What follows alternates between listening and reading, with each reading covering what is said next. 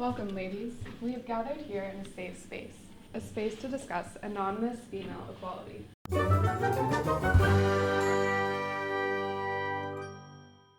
I have noticed an unfortunate trend in our creators' work.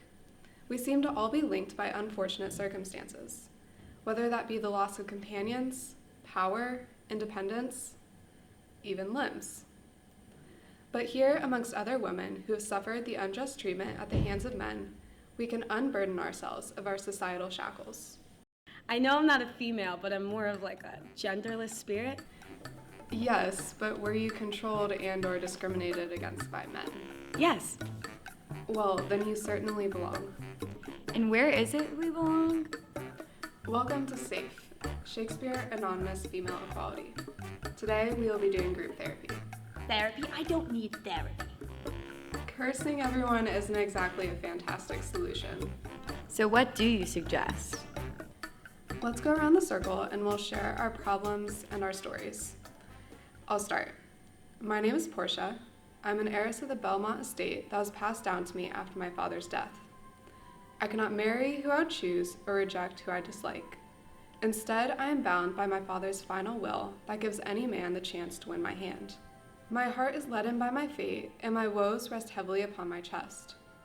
When the one whom I do desire correctly chooses, he gains what his heart most covets, a trophy to proudly display his winnings. But his affection lies with another, a man for whom he would forsake my ring and the vow that he gave to me. And what was I to do? Let this man suffer the knife and later endure my husband's pitiful return in which he forever grieves for another? No. I must step into their world, disguised in the only manner in which they'll accept my speech. As a man, Amen. I preach mercy, using my wit to determine another's fate. Such little say in my own, but all the world to the life of another. I can't believe you didn't even mention me, Portia. Oh my god. You didn't even talk about when we went over those chumps you were dating, and how much fun it was to make fun of them behind their back. Be honest, you kind of swayed them to the wrong chest because you didn't want to sleep with that nasty trash bag. Who'd like to go next? Mi chiamo Narcissa. Oh wait, you guys don't speak Italiano. I almost forgot you British think that English is the only language in the world. Well, my name is Narcissa, aka best fucking bitch to Portia. I don't really know why I'm here. I'm pretty much just here for my friend. Nothing really bad happened to me in the Merchant of Venice. I mean, you could say that I married my best friend's husband's friend to be around her all her life, but I don't really see that as a problem. I just pretty much hung out with my best friend. I got to hang out with her cute suitors. Yeah, we did kind of go on a crazy adventure, but it was fun, and yeah, we could have gotten in trouble for dressing up as men, but it all turned out fine, and it was fun messing with the guys, honestly. So, yeah, I don't really know why else I'm here. I mean... No, I totally agree. I don't really know why I'm here. Moral support? I mean, I guess that most relationships starts from mutual friends on social media. I mean, I did mention Barsanio to Portia, if I didn't really already have Gratinia in my DMs, just saying. It's not like I planned it out or tricked her or anything. I know what you must be thinking, Narcissa. Aren't you all mad at Gratuity for giving away your ring so easily? Honestly, no. I mean, after Portia's speech, to Shylock about Mercy, you'd think I would, go behind and be a pretty big jerk about not forgiving him. I mean, I have, the rest of my life to be mad at him, so... She must have some daddy issues. Thank you for sharing, Narissa. Lady Anne, would you like to go next? Hi, I'm Lady Anne. I was Princess of Wales with my husband. I would have rather been monarch by myself, but alas, the crown sits atop the patriarchy. Anyways, I married my husband in order to ascend to the throne, and all was well, I guess. Well, that was until Richard III came along. He straight up murdered my husband and my father, and then he tried to woo me to marry him. I could see his ploys coming from kilometers away, but at the time he seemed like the quickest quickest way to the crown. So yeah, I acted shocked that he would propose such a thing, and I married him anyway. But hey, a lady's got to do what she's got to do to maintain power in 15th century England. Soon, through Richard, I became Queen of England for 2 years before untimely succumbing to tuberculosis. The day that I died, the whole world mourned. Even Richard III cried as the sky darkened by a solar eclipse. Unfortunately, most people read my story through the lens of that damn playwright Shakespeare. He messed up my whole story in order to fit his needs. Yes, girl, yes. I'm not some sad little widow whose only role in the story is to showcase how great Richard III is and how he can manipulate people. And then I only die off stage just so he could marry his niece. Actually, I used both him and Edward for my own political agenda. Hey guys, I'm Miranda. It's nice to talk to you all as the island had little people, none which were women, so this is really cool. I've heard of other women, but I don't think I've ever really talked with others like this before. Before my lovely Ferdinand came along, it was mostly just myself and my father on this island. If I must, I could include Caliban, but he's just a savage and an abhorred slave. I admit I find myself caring for others most intensely, but I would like to think that I'm strong when I must, as in when that vile slave tried to violate me. I know my father did stop him, but I had words to say as well. He is nothing but an oddity of nature, and I let him know it. And why, I even proposed to Ferdinand myself. Oh, Ferdinand, a divine thing, a thing divine. I loved him when I first saw him, a man. I would carry to pile anything for him. Anything. Foolish. I'm his servant, wife, and fellow. I like to think that destiny also played a part in our great union, but my father was not fond of my affection at first. But then, it was if he arranged our unity himself. I must say my father's quite controlling. It was just him and I didn't see others besides my lord and those titled Alonzo and Sebastian. My father kept me away, yet he would tell stories. Stories that I can never recall the middle of. Maybe I could catch the end, but my father, he's so mysterious. He always seemed to be near, to watch over, just was always around me. He talked of my pureness before me, before Ferdinand even. Have I not a say but to mention that myself? Great people, do you face such problems with your fathers? Sometimes I feel as if I'm just given orders, simply existing within my father's story. Ferdinand says not to worry, that my father was just cautious over his ownership.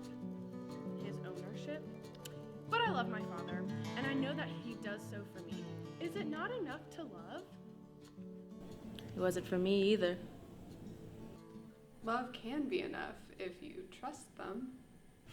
Hi everyone, I'm Jessica. I'm married to a wonderful Christian man. We live very comfortably together, and I'm very happy to be out of the hell that is my father's house. I did not fit in there. I may be a daughter to his blood, but not to his manners. The place for me is with a respectable Christian, and if it meant sneaking away during the night, shielded by a masculine disguise in a veil of darkness, to rid me of my past and create myself a new life as a respectable wife, then so be it. I gave my father's money and my dead mother's ring to escape this life, this is true, but it was all necessary, I swear. Few of you have felt this kind of restraint that I have endured. I understood what held the key to my shackles, and I chose to break free. Society would not allow it any other way. Anyway, I'm a happy wife now. That's all that matters, right? Me too. My name is Queen Elizabeth. I am a widow. My late husband was King Edward, who died of illness, but I believe my brother Richard had something to do with it. I am the mother of 3 children, Edward, Prince of Wales, the Duke of York, and Elizabeth. As Richard rose in power, I became progressively more and more devastated by Richard, as he murdered all of my allies, Earl Rivers, Lord of Grey, and Sir Vaughan. This same evil man stole my own flesh and blood from me. He murdered my poor sons, and then he tried to marry my daughter. That foul, loathsome Richard had the guts to ask me, after murdering my sons, if he could take my daughter's hand. Shall I forget the wrongs he has done to me so that I could once again be queen? The villainous Richard can try and downgrade me by calling me the Lady Grey, but I know I am more of a royal than he will ever be. I am queen, and he cannot take that from me. He calls me Lady Grey because I was hitched to another before Edward. His name was Sir Grey. After the death of my husband and sons, I was forced to be at the mercy of Richard. Richard views me as an enemy, and he rightfully should, because I will do anything to avenge my husband and sons.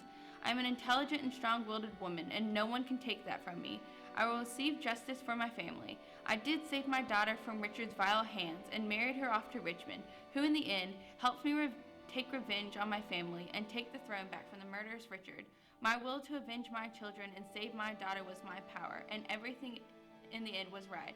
I am once again a queen, mother, and no one can take that from me. Richard's the worst. Hate him. Hello, my name is Tamara, as I'm sure you all know. I'm dead now, but just so we're clear, it was not my fault. I know you may have heard the rumors that Roman Trump Titus probably started, saying I'm a barbaric savage when he had the audacity to parade me around his city like a caged animal, to brutally murder my son, ignoring my cries for mercy, hiding behind his so-called piety. Ha! The hypocrisy is laughable. Well, I guess I did cut off his daughter's hands and tongue to get my sons to rape her, but that's completely different. He deserved that, and honestly, they all did.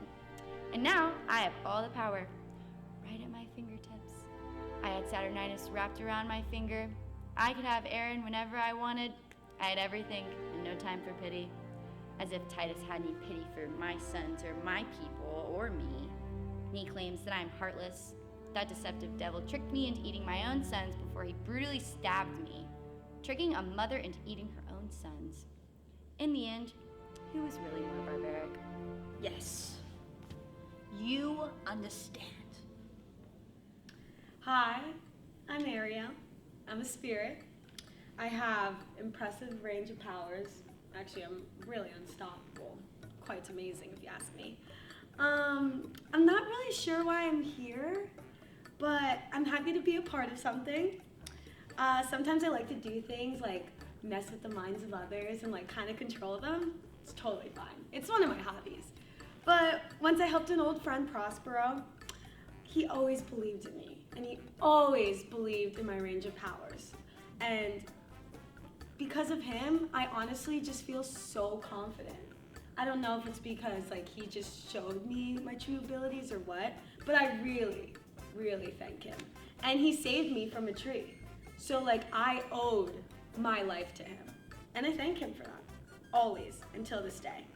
And then, he told me after a while I didn't really have to work for him, but like I don't wear a watch.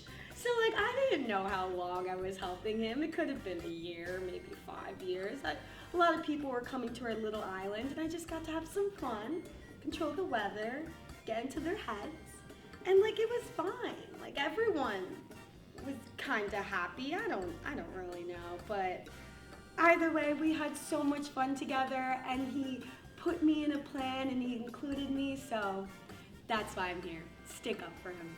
Okay, am I really gonna be the first person to say this? Okay, come on. Like, really? I'm not here to hear, but okay. He helped me, though. Stockholm Syndrome. Oh my god, right? What? Hello everyone, I'm Lady Macduff. I know why I'm here. I have a lot of issues, but I think that they're completely justified. My husband is kind of a piece of shit. He's very intelligent and he's willing to fight for his country, but he's also a liar and a traitor and the worst. So, these things happen. He left me and my kids, our kids, but now mine because he left. And I was just left alone with his cousin, and that was super comfortable for me. I was so excited that happened. He left without a word of reassurance for the life of me or our kids. He didn't care. But it's fine, because I can find any man I want at the drop of a dime, 20 of them, if I want to. So I'm not too worried about little old Macduff, Sir Macduff, whatever his name is. Girl, get it. You don't need And, them. yeah, I'm dead. Now I'm dead. My son lost his life before me, and he tried to warn me, say that I needed to run, and I did. I ran, but it didn't matter. The murderers killed me, and there's not really mention of my husband grieving, so that's great, really. Thanks for having me. You would be surprised what one would do for power. Hello. I'm Queen Margaret. I'm a widow. I'm childless, sonless. And I'm no longer a queen. Just Margaret. Only Margaret. I was forced to watch as my husband Henry was killed by a devil as others idly stood by. Co-conspirators with those less than witty, murderous villains took my throne, my husband's life, and my son, my poor, sweet Edward, killed out of greed. The mad hunger of dogs commanded these men, and that devil, Richard, to accept me. Those who gained my seat, my power, banished me on the threat of death. Should I ever return, I was to be killed. I did not care about death. I do not care about death. I cry only for justice, vengeance. My husband, my son, and my seat. I was in their charity, a charity of murderers, because I would not leave. Hell yeah. My powerlessness became my power. I commanded my woes into a curse on all who stood by, all who took part, all who gained, and the one who held the sword. They laughed. They thought me mad. And everything was righted. Edward for Edward, queen for queen, loneliness, betrayal, and death for Richard. I claimed my own seat. A new seat with nothing but my speech. You have to take care of your own problems. Good evening. My name is Groch. Bless you. Though I'd be surprised if any of you know me by anything other than my surname. But of course, that's how things go for the ladies of the house, always forced into the shadows of our husbands and fathers, never given a chance to shine. And that, my dears, is precisely why I'm astounded that I ended up with a man so spineless as Macbeth. It took my prompting for him to even consider taking the kingship. I'm the one who cleaned up the horrible mess he made doing it. If I had wielded that dagger, my family would never have fallen under suspicion. And maybe I wouldn't have been so tormented by my husband's squandering of all of our hard work. But I digress. The past is the past, and it's always full of regrets. My life was rather empty, even in such a noble position as I held. I was never blessed with children. I was separated from my family at a young age, like many of us. And I watched my lily-livered coward of a husband lead his inexplicably loyal troops into battle after battle while I stayed behind in a cold, empty castle. It's enough to crush any woman's spirit. At least queens have ladies in waiting, friends built into the system, required to love you and cater to your every whim and help you plan your next homicide. What loyalty, what fun. It's a pity I couldn't keep them for longer. But from my view beyond the grave, it seems as if those dirty rebels would have killed me soon anyway. Hi, my name is Lavinia. I'm from Rome. Well, I was. I'm dead. My father, Titus Andronicus, killed me, but it was for the best. I mean, things were going great at first. I was married to Basinius, but then when I rejected the proposal from Saturninus, his brother, well, that's when everything started to go wrong. They sent 2 Goths after me. They attacked me. They cut off my tongue, took off my hands. I cannot even begin to tell you how frustrating it is not to be able to speak, to communicate. But at the end of the day, I think, what does it matter? I was just a symbol of Rome, a body. I didn't matter to anybody. And that's what makes me wonder, what do I matter?